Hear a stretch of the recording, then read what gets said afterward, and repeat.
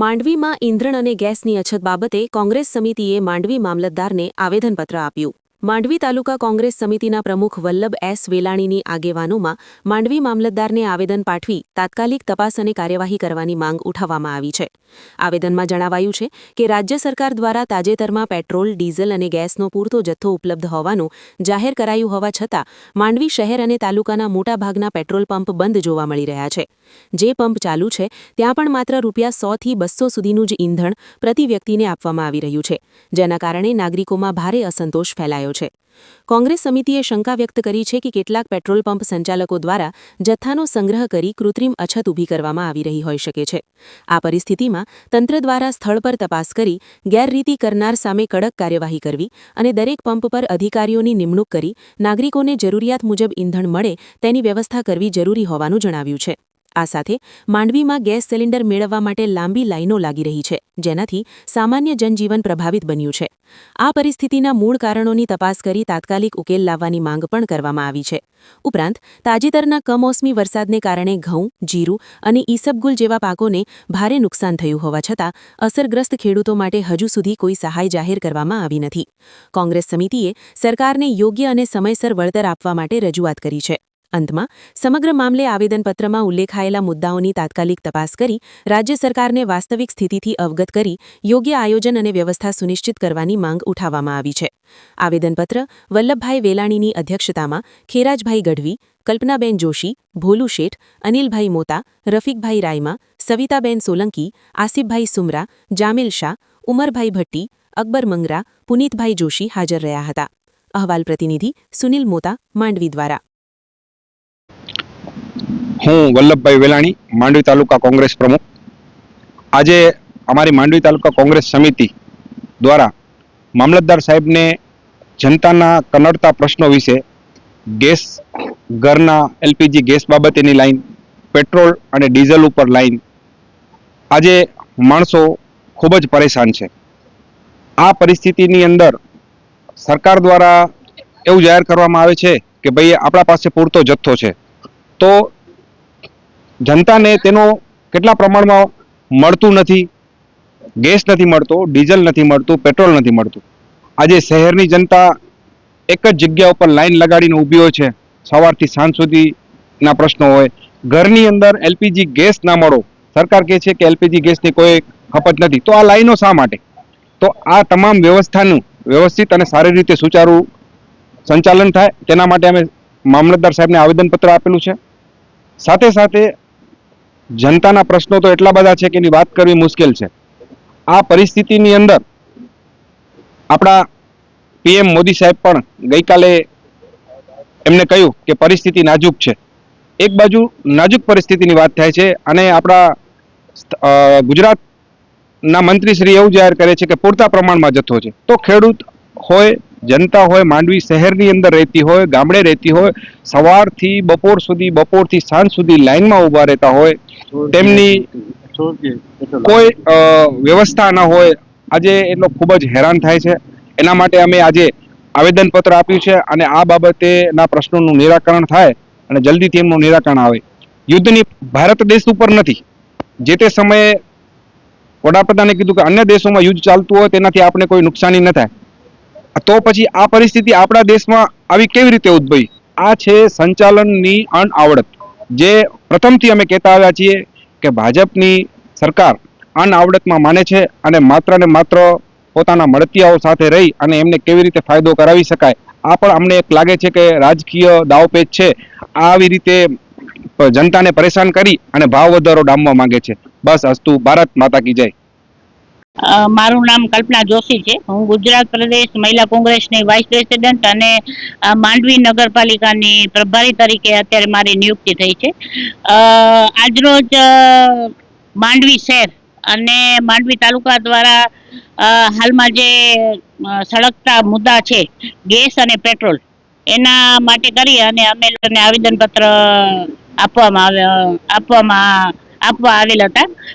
એમાં ખાસ તો અમારે અત્યારે એ કહેવાનું છે કે એ ગેસ છે એની સખત અછત છે.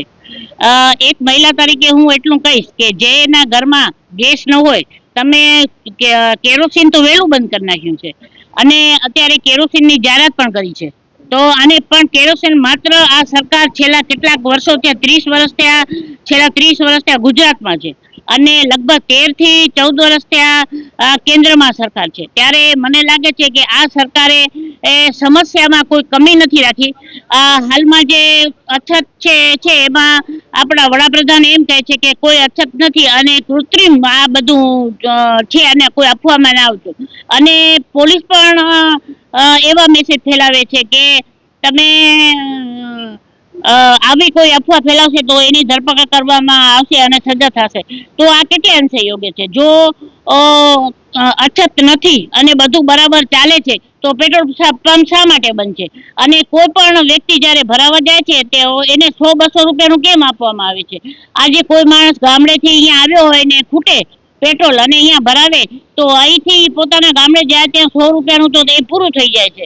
એટલે મારું તો સ્પષ્ટપણે એવું માનવું છે કે આ સરકાર છે એકદમ બેવડી નીતિવાળી સરકાર છે, દંભી સરકાર છે અને માત્ર પોતાના મળતિયાઓને એન કેન પ્રકારને લાભ કરાવવા માટેનો આ એક ષડયંત્ર છે.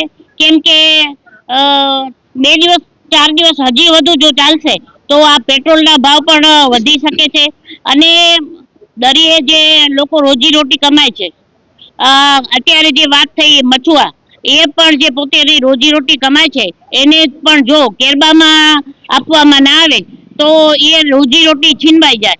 એટલે અમારે સાહેબને તો અમે વિનંતી કરી છે અને સાહેબે પણ કીધું છે કે ભાઈ અમે યોગ્ય ઉકેલ લાવશું. જો યોગ્ય ઉકેલ નહીં આવે તો આ મછુઆ અને બોટું બધું અહીંયા ગ્રાઉન્ડમાં રાખી અને અમે વિરોધ પ્રદર્શન કરશું. આશા રાખીએ કે વડાપ્રધાન કમસે કમ વડાપ્રધાન છે તો માત્ર સાચું તો બોલે. સાચું બોલવાની આ દેશવાસીઓ આગ્રહ રાખે છે કે તમે સાચું બોલો, વારંવાર બોલો પણ સાચું બોલો. આ વડાપ્રધાન છે વારંવાર બોલે છે, એકની એક વાત જૂઠું બોલે છે અને જૂઠું બોલવાથી પ્રજા પણ એને સાચું માની જાય છે. ત્યારે મારે દુઃખ સાથે કહેવું પડે છે કે આ છેલ્લા કેટલાક વર્ષ જ્યારે સત્તામાં બેઠા છે ત્યારે ખાસ કરીને મહિલાઓ છે એની સમસ્યાઓની કોઈ ગતિ નથી, એટલી સમસ્યાઓ વધી ગઈ છે. તેમાં ખાસ કરીને રાંધણ ગેસ જ્યારે અત્યારે ની જે પરિસ્થિતિ છે 2500 રૂપિયા જેટલો કાળી બજારમાં વેચાતો હોય તો આ સામાન્ય જે મહિલા હોય એ શું કરે? હું ખેરાજ ગઢવી, મહામંત્રી કચ્છ જિલ્લા કોંગ્રેસ સમિતિ. આજે મુદ્દો અમારો એ છે કે મામલદારશ્રીને અમે રજૂઆત કરવા આવેલા છીએ કે કાલથી જે પરિસ્થિતિ પેદા થઈ છે ડીઝલ, પેટ્રોલ અને ગેસ બાબતની, જે આ કચ્છ જિલ્લાની અંદર તેમજ માંડવી તાલુકાની અંદર જે અછત ઊભી, કૃત્રિમ અછત ઊભી કરવામાં આવી છે. એક બાજુ સરકાર પોતાના નિવેદનોમાં એવું જણાવે છે કે માલ ને જથ્થો પૂરતા પ્રમાણમાં છે અને તમે અત્યારે તમે કોઈ પણ પંપની મુલાકાત લેશો તો પાટિયા લાગેલા છે, 800 મૂકેલી છે કે અંદર આવશો નહીં, પેટ્રોલ ડીઝલ નથી, ખલાસ છે. તમે અત્યારે નિકી ગેસની અંદર આજુબાજુ જુઓ તો સેંકડોની લાઈનો લાગેલી છે, સવારથી માણસો ઊભા છે, તેમાં વયોવૃદ્ધ માણસો છે, લેડીઝો છે અને આ બધું જીવન જરૂરી વસ્તુ છે. ગેસ ન મળે તો શું પોઝિશન થઈ શકે છે? અત્યારે થોડી વાર પહેલા એક ગ્રુપમાં મેં મેસેજ જોયો કોડાઈ પોલીસ સ્ટેશનનો, એમાં લખેલું હતું કે ખોટી અફવાઓ ફેલાવે નહીં, જથ્થો પૂરતા પ્રમાણમાં છે. પણ જો પૂરતા પ્રમાણમાં હોય તો લાઈનો શું કામ, પેટ્રોલ પંપો બંધ શું કામ? જો સરકારને, જો અમે કોઈ એવું નથી કરતા, અમે દેશની સાથે છીએ, જનતાની સાથે છીએ, પણ એક બાજુ સરકાર સ્વીકારતી નથી અને કહે છે કે જો જથ્થો પૂરતા પ્રમાણમાં છે અને એક બાજુ એ બંધ કરી બેઠા છે. હવે લીટર ને 1 જ લીટર હવે 100 રૂપિયાનો પેટ્રોલ અત્યારે આપી રહ્યા છે. 100 રૂપિયાનો પેટ્રોલ ભાડા પણ ન પહોંચે તો માણસ ઉવા પહોંચે તો એનું પૂરું થઈ જાય. આ રીતે માછીમારોનો પણ પ્રશ્ન છે કે ભાઈ તમને કેરબામાં ના આપી, કેનમાં ના આપી, પણ કેરબા અને કેન ઉવા દરિયા સુધી લઈ જશે, બોટ તો અહીંયા આવશે નહીં. એ માછીમારોનો પણ પ્રશ્ન છે. અને આ બધું, આ તમામે તમામ જવાબદારી પુરવઠા તંત્રની છે અને કાલથી અમે જોઈએ છીએ પુરવઠા તંત્ર સદંતર બેદરકારી અને કોઈ પણ પ્રજાની કેર કરતું નથી અને પ્રજા આ બધું જોઈ રહી છે. પણ માંડવી તાલુકાની કોંગ્રેસ સમિતિ, સિટીની કોંગ્રેસ સમિતિ પ્રજા સાથે છે અને જો કદાચ એકાદ દિવસમાં આ પરિસ્થિતિ સુધરશે નહીં તો એના માટે અમે લડત લેશું અને એમાં કોઈ પણ પગલાં ભરવા પડશે તો આ કોંગ્રેસ પાર્ટીનો એક એક કાર્યકર આના માટે બહાર આવશે અને પ્રજા માટે લડશે અને એની તમામ જવાબદારી અહીંયાના જે પ્રશાસન જે છે, પુરવઠા જે અધિકારીઓ છે એની રહેશે એવી વિનંતી સાથે જય હિન્દ. જો અત્યારે ત્યાંથી તો નિવેદન તો બધા કરે છે, પણ આપ તો પત્રકાર છો, બધા જગ્યાએ ફરી રહ્યા છો કે પેટ્રોલ પંપો ઉપર બંધ છે કે નહીં એ તમે જોયું હશે. ક્યાંય પણ કોઈ વ્યક્તિને તમે નાના વ્યક્તિને, સામાન્ય વ્યક્તિને પૂછ્યું જો ગેસ માટે એની પરિસ્થિતિ શું છે, પેટ્રોલ માટે પરિસ્થિતિ, અરે જુઓ તો ખરા, એક જ જગ્યાએ આખા માંડવી તાલુકામાં જે થોડીક વારમાં બધા પેટ્રોલ પર ડીઝલ ખૂટી જાય, પેટ્રોલ ખૂટી જાય. આ બધી એક કમાવાની એક નીતિ આ લોકોની છે કે ભાજપનું એક સૂત્ર છે, તળિયાથી કરીને ટોચ સુધી ભ્રષ્ટાચાર કરો, રૂપિયો ભેગો કરો અને પછી આને પ્રજાને લૂંટવામાં કોઈ કમી નથી રાખી અને આ લૂંટવાનો જ આ ષડયંત્ર છે. બાકી જે હશે તે પણ સરકાર પણ એમાં સામેલ છે એવું આક્ષેપ આ તમારા દ્વારા કરી રહ્યો છું.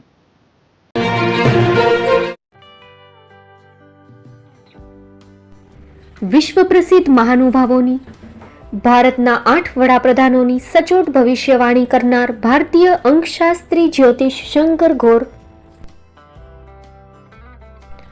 ભારતના વડાપ્રધાન શ્રીમતી ઇન્દિરા ગાંધીની વિજયની તથા અકાળે મૃત્યુની સચોટ ભવિષ્યવાણી કરનાર જ્યોતિષી,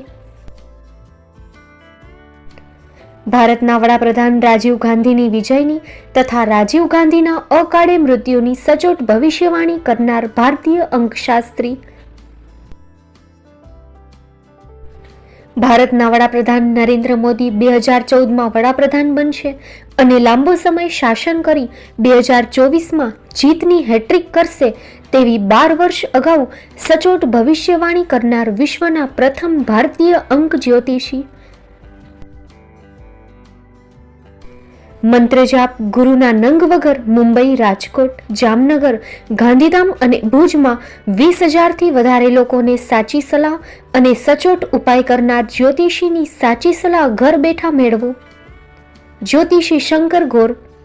સંપર્ક કરો 9909602928. એડ્રેસ નોંધી લેશો. ટીના હાઉસ, ડોક્ટર ભાણજી સ્ટ્રીટ, છઠ્ઠી બારી, રિંગ રોડ, ભુજ, કચ્છ.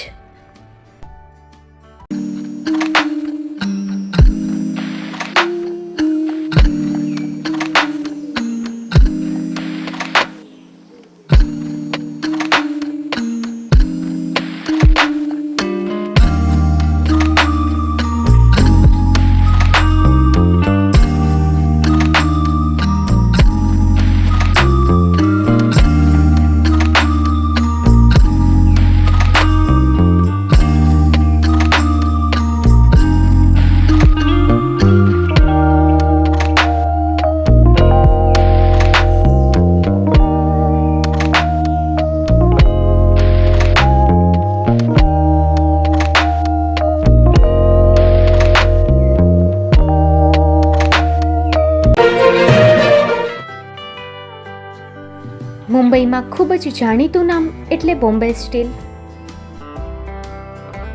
અહીંથી તમને મળશે ઘર વપરાશના તમામ વાસણો, હોટેલવેર, કેટરિંગને લગતી દરેક પ્રકારની વસ્તુ હાજર સ્ટોકમાં. Dinner set, mixer, pressure cooker તેમજ દરેક પ્રકારના સ્ટીલના અવનવા વાસણો ખરીદવા માટે વિશ્વાસપાત્ર સ્થળ. સાથે વાસણોની ફેન્સી વેરાયટીઓ હાજર સ્ટોકમાં. મુલાકાત લ્યો Bombay steel exclusive showroom. Export અને હોલસેલ ભાવે વાસણો મળશે. નંબર નોંધી લેશો. જગદીશભાઈ પટેલ 9221870713 022 6674 7625. મારુતિ જોગડે 9930864095. Website www.thebombasteel.com. અમારું સરનામું નોંધી લેશો. Bombay steel, shop number 16-18, Godiji building, Tamba Kanta, Paydhuni, Kalba Devi road, Mumbai 400003, Maharashtra.